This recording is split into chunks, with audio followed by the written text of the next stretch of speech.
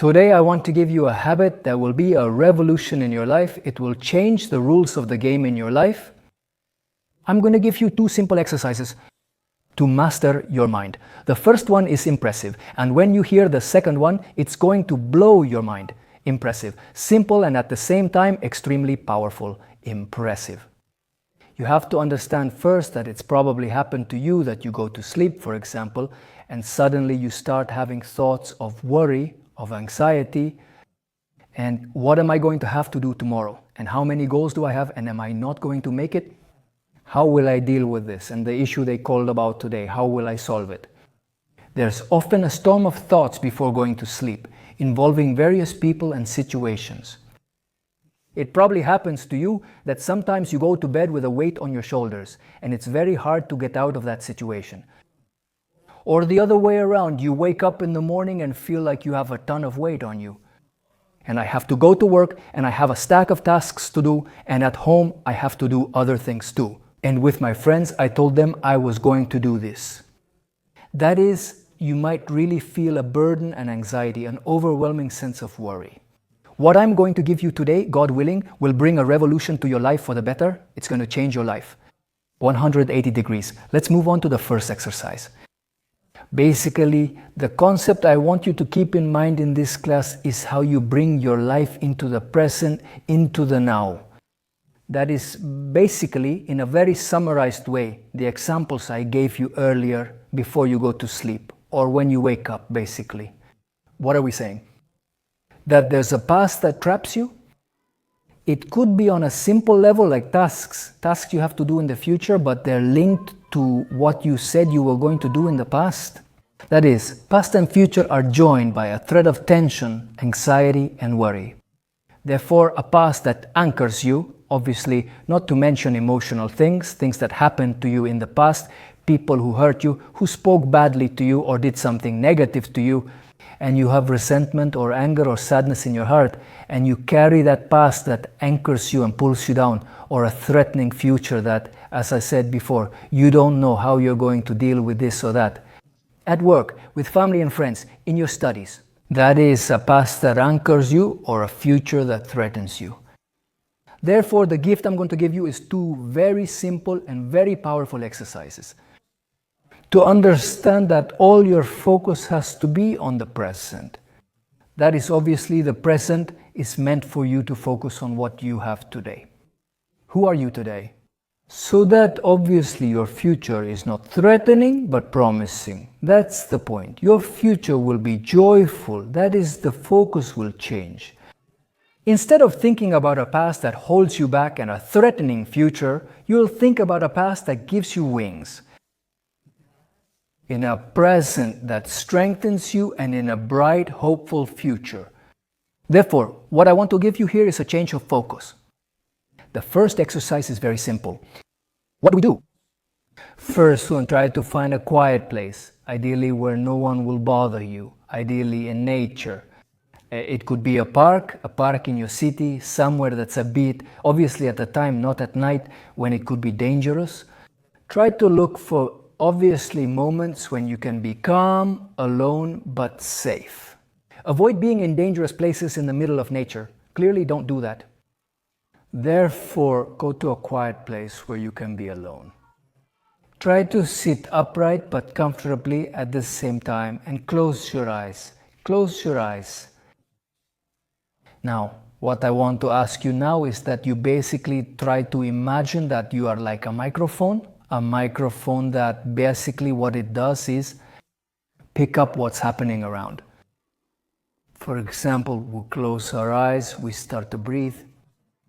By the way, I'm going to teach you a very simple but very powerful breathing technique, which is basically, remember, it doesn't have to be exactly as I say if it's difficult for you. But the idea is 4, 7, 8. We inhale for 4 seconds, hold the breath for 7, and exhale for 8 seconds. So I'm going to start doing the breathing. Try to do it with me. I'm about to give you instructions on what to do next. We're going to have a moment of silence in the class. But basically, the idea is to think of yourself as a microphone that picks up, for example, if you're in a park, you pick up sounds as if you were a high-quality microphone. Sounds of birds singing, or the wind embracing the foliage of the trees or the grass where you're sitting next to, for example.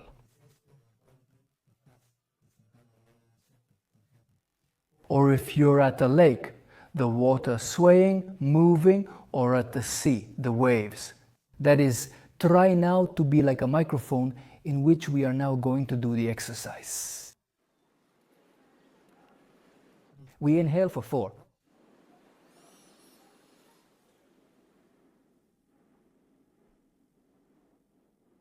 We hold for 7 seconds and exhale the air for 8 seconds.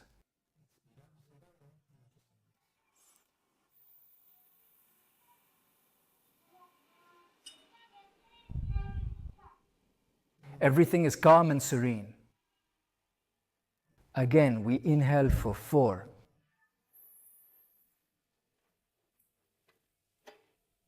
Hold for 7, exhale for 8.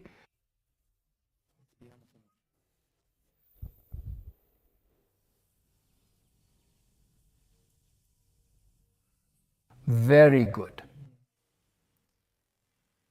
You can take as long as you want with this exercise. That is, you can extend it as long as you want. Really very calm breathing. Without any extra effort, let everything be very pleasant for you. And you can really stay as long as you want, basically connecting with the nature around you. Now this exercise moves to a second stage, which is you can pick up, for example, if there is, for example, a little leaf on the ground or in your pocket. If you have some kind of object, try to feel that object in a very pleasant way. Try to focus on the texture of the object, the texture of the object. If it has a scent, for example, if it's a candy, for example, what scent does it have? Or if it's a mint leaf, the scent of the leaf.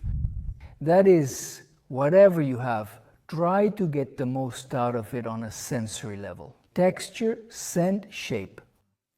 And basically try to connect with the present, connect with yourself, without fighting with the past or struggling with a threatening future. Conecte. Very good, try to feel. Now let's go back to breathing again. On a sensory level, sounds. Wind. Sense. Texture, even of your clothes. Connect with the present. Let's take another breath. 4, 7, 8.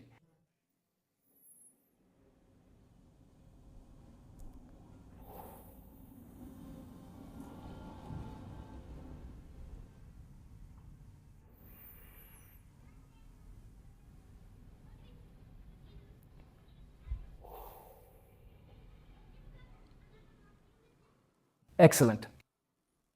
Now we'll go deeper. This is the second exercise I'll give you, which basically is what? In this comfortable and calm position you're in, try to visualize the thoughts that come to you as if you were an observer in an aquarium, in a museum, an aquatic museum. That what there is a big aquarium with colorful fish, with corals. And you, like a tourist, like a traveler, you arrive at that museum and you catch a glimpse of yourself through the aquarium. It's incredible that there are fish, those fish or those corals, that spectacular image. Think of them as your thoughts. Close your eyes and think even about thoughts that aren't very pleasant. Watch them pass over your head, your brain, your thoughts. Like a fish that goes from right to left in the aquarium and leaves. Let it pass. Like that, another thought and another thought. And another thought.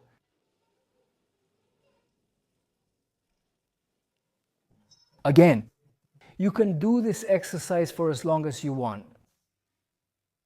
Now, what I'm going to suggest to you is something very, very deep, which is basically understanding that you are not your thoughts.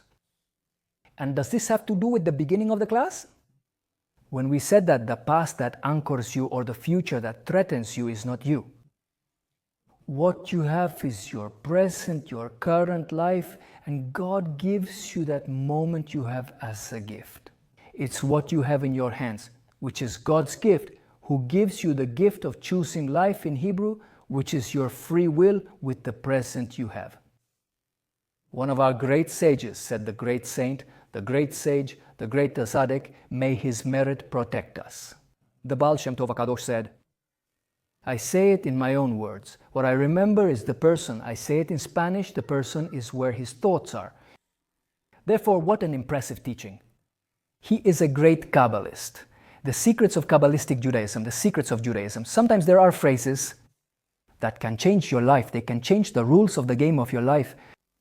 That basically, if you understand that you are not your thoughts, and today God gives you your present, obviously to have a spectacular future, but the present is what you have in your hands and you focus on what to think. It's about being God's partner in creation, correcting the world, doing good, giving your best in your family, at work, at your place of study, wherever you are as yourself. Today, you do your best without the anchoring past and threatening future. Change. Change your focus, try to see how today.